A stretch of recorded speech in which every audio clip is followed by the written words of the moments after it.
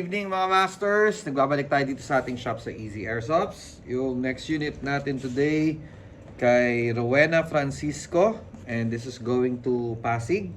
Okay, and ang kanyang unit ay Weehai Kappa 5.1K.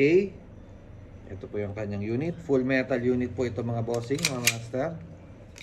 Ayan, full metal unit Weehai Kappa 5.1K. And kasama ng order niya ay bundle. So yun po yung gas, BBs, BB loader, silicone oil, and hard case.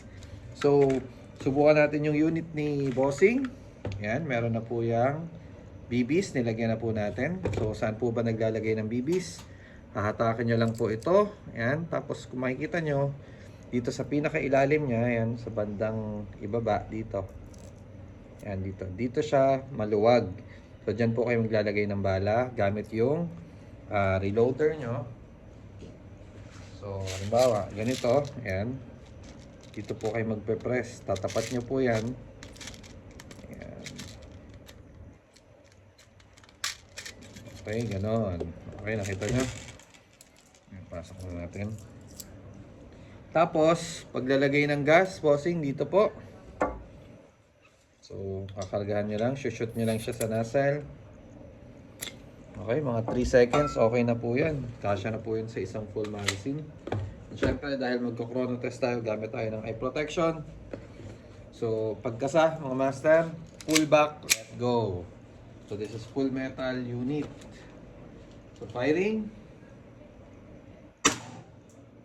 Okay, 348.7.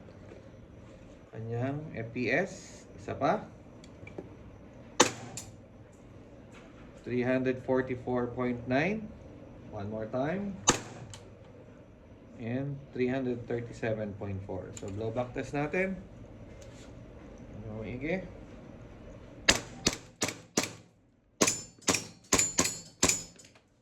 Okay.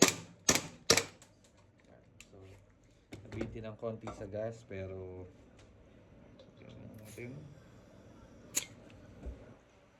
Meron pa tayong 2 shots.